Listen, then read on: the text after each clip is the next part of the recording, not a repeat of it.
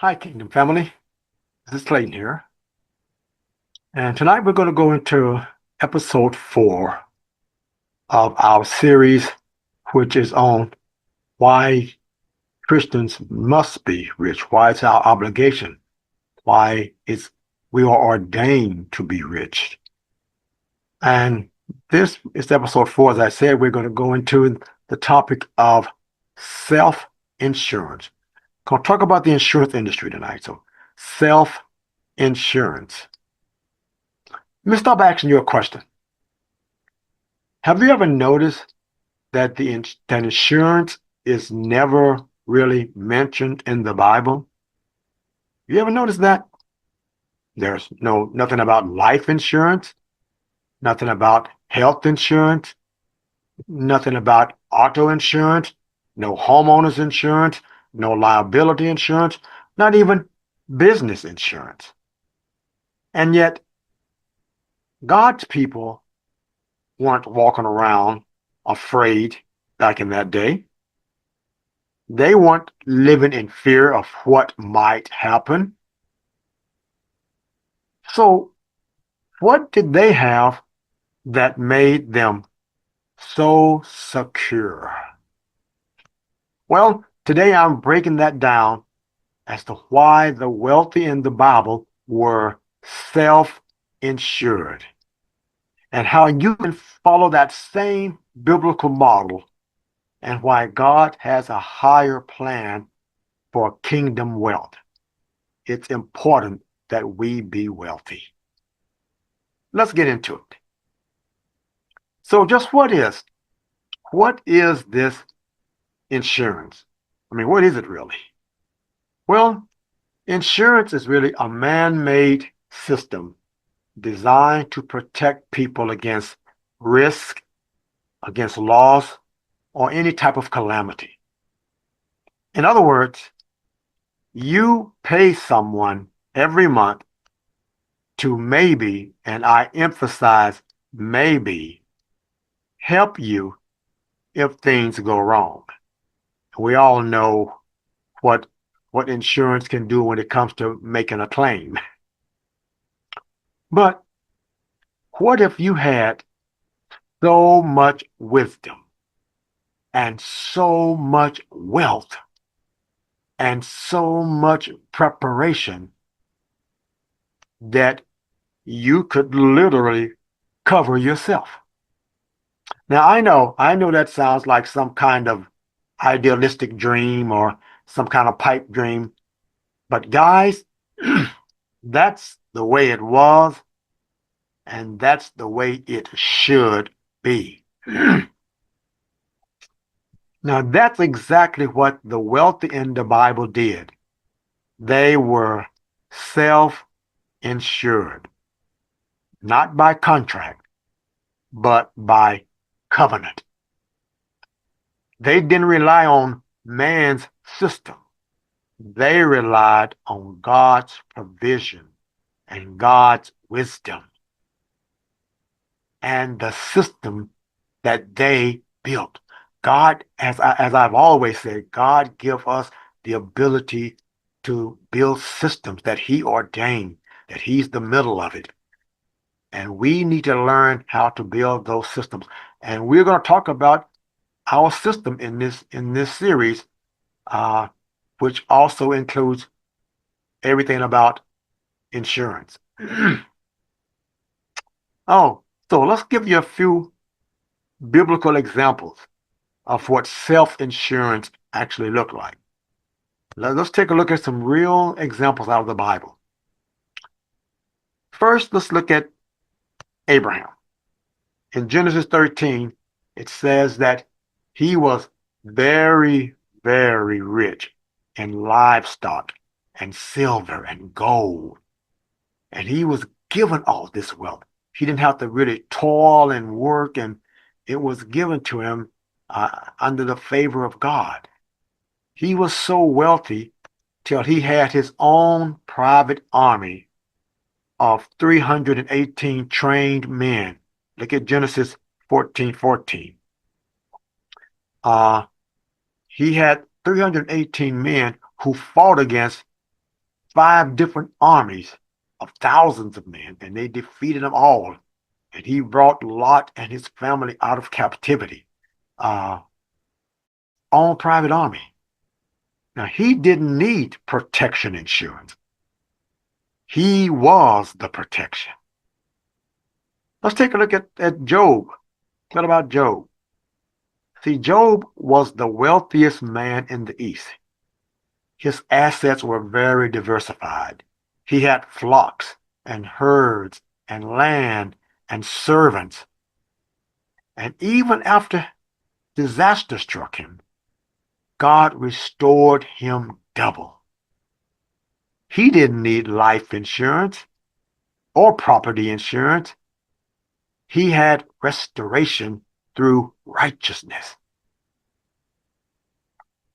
And let's take a look at Joseph in Egypt. Joseph, he created a national savings plan before the famine even hit. Egypt had grain when the whole world was starving, thanks to Joseph. Joseph didn't buy disaster insurance. He planned during the years of plenty. That's called divine preparation. We have to learn that as well. What about Boaz? You know the story of Boaz, Ruth, Naomi. Boaz had land, he had workers, he had cash flow. He had enough to redeem his entire family line. He was his own economic safety net. He didn't need insurance. And what about Solomon? You know, the Bible says that Solomon surpassed all the kings of the earth in riches and silver. Solomon was so wise till all the kings of the earth basically came to him for advice. He sold wisdom. He told them how to run their kingdom. Solomon, he built cities. He controlled the trade in his area. He managed national security. In fact, his infrastructure was stronger than any insurance policy. He basically insured the whole region. He didn't need insurance. So, what did they all have instead? What was instead of insurance? Well, let's talk about a little of that. You see, they had reserves. They had more than enough to cover any particular loss that may come their way. They had reserves. They had community. They had people who cared for each other and took on each other's burdens to make sure that no one had lack of anything. That was shown in the Bible, even when they had all things in common. They had true community. We'll talk more about that in a minute as well. They had assets, real assets, real wealth that really produced real income. I mean, you need income producing assets that's going to produce you income over and over again, wealth continuously, residual. They had wisdom. God gave them different strategies and that prevented disaster from even coming their way. They had all of God's wisdom. And most importantly, they had God's favor. They had a covenant relationship that produced restoration, that produced favor. So important. They didn't hope someone else would bail them out for a price. They walked in abundance and preparation.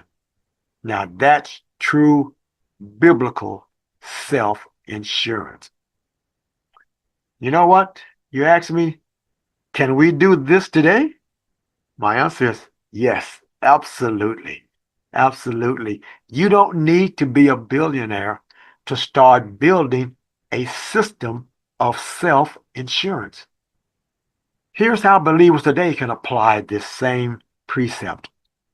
Step 1, build an emergency reserve.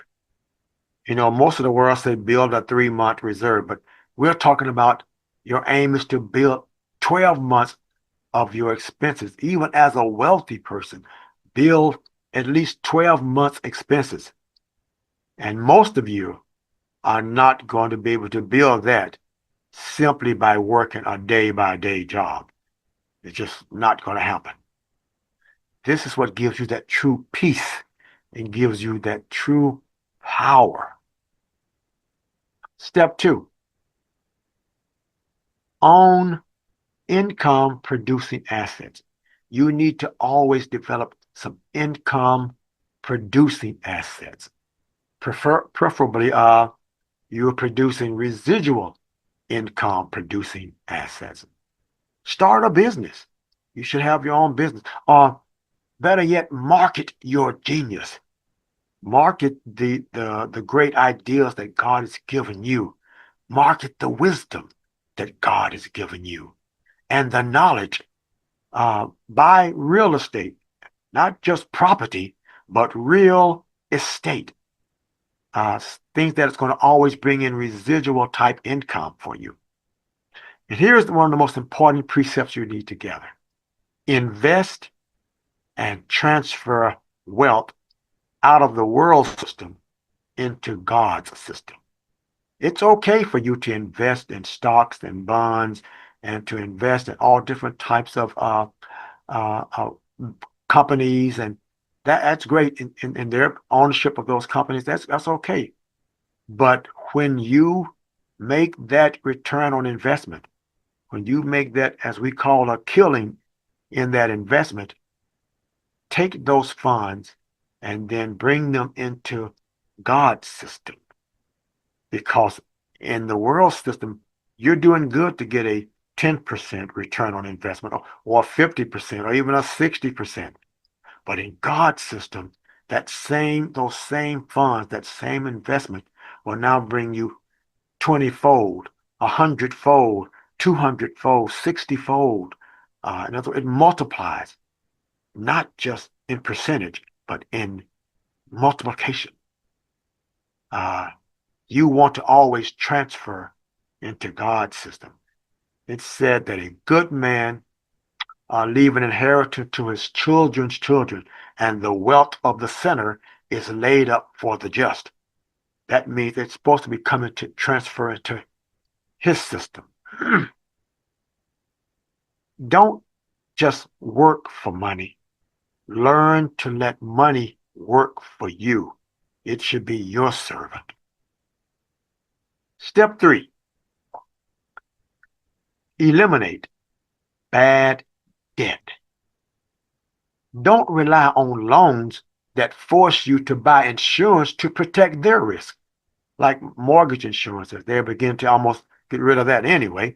But any type of insurance that you got to buy to protect a loan is horrible. And here's the clue for you. If debt isn't making you money, it's truly bad debt. Learn to be free. Step 4, join a Christian health sharing ministry.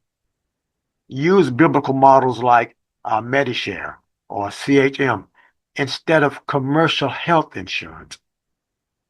This is so important that you learn this because that will take care of the money side of it. But you can also, in these healthcare ministries, combine this with the divine healing principles. Learn divine healing principles.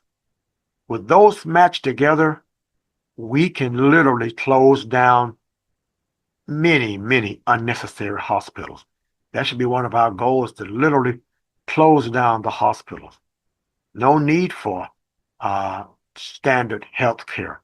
You've got enough health care provisions in case you do need to see a doctor periodically. But with divine health care, you may never, ever need to see a doctor. This is what you really want to work toward.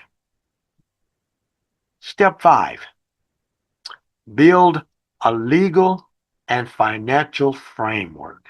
In other words, incorporate. You need to have LLCs incorporated, trust funds, and cash reserves that give you protection without you paying premiums. You need to learn to build up cash reserves, not just what we talked about earlier, but I'm talking about true cash reserves. You should be able to set aside $1 million for nothing but your operating your automobile. Uh, in case you have any kind of an accident out there, you're already covered.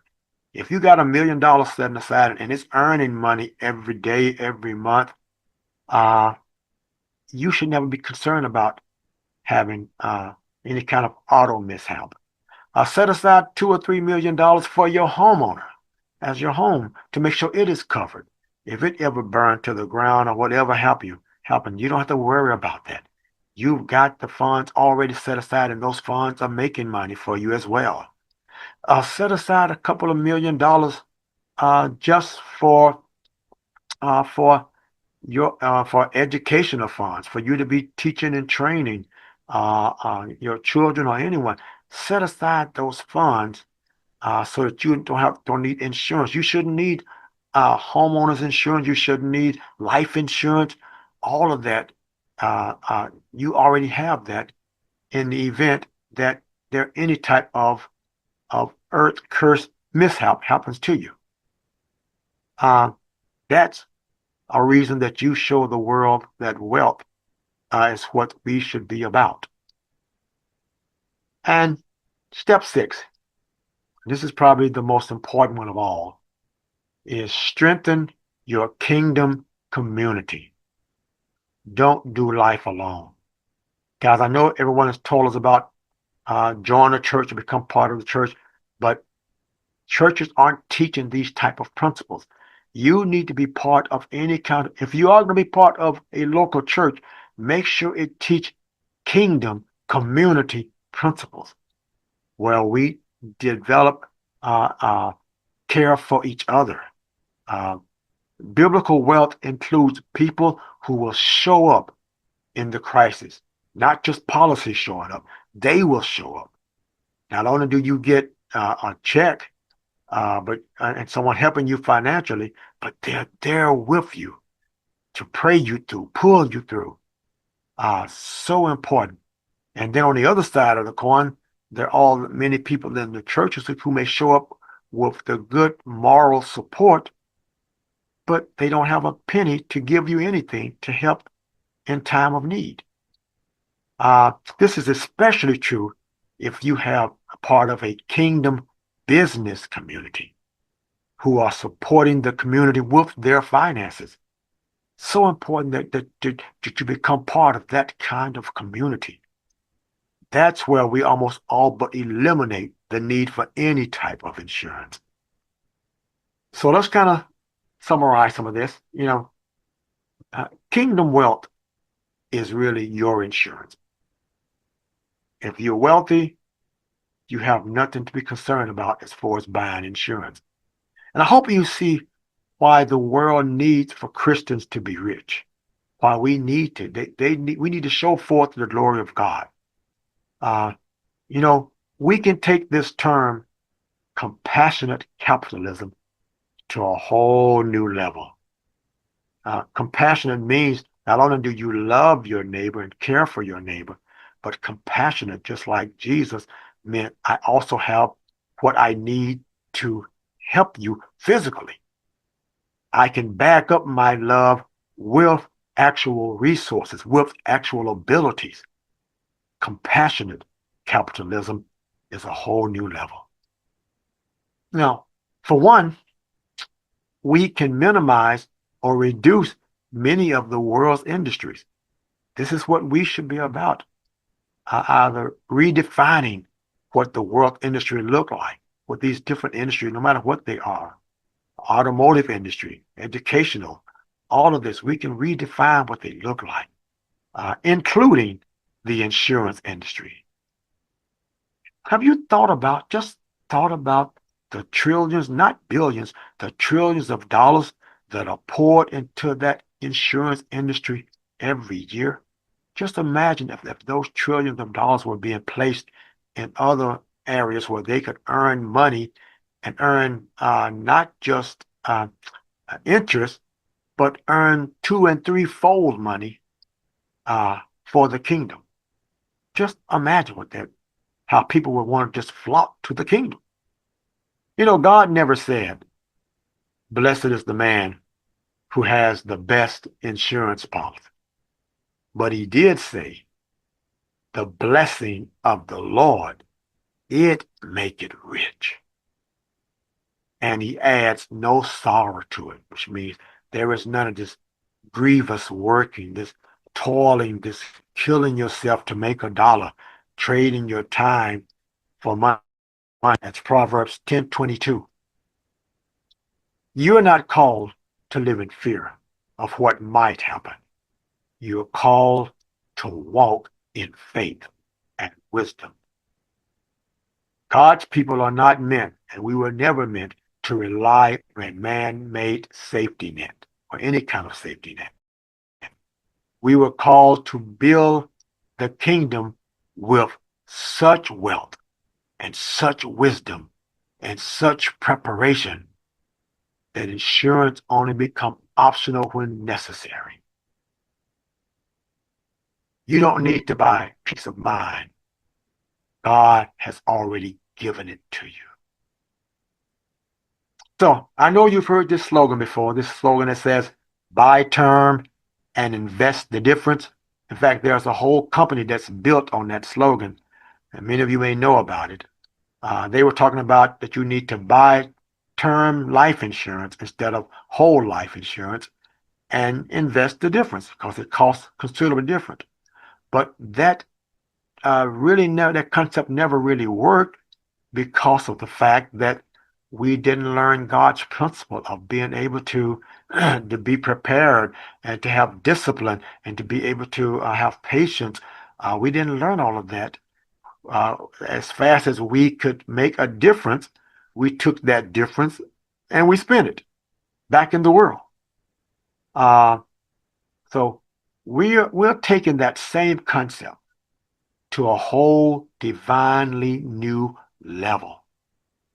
And if this has blessed you, if you've blessed what you just heard, go ahead and like what you see or like what you hear and leave us comments. Please leave us comments because we love to respond back to your comments. And share this video with as many friends and relatives as you can.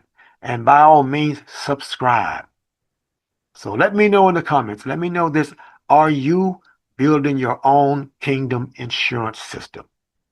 Because we can show you how. It's all a part of what we do.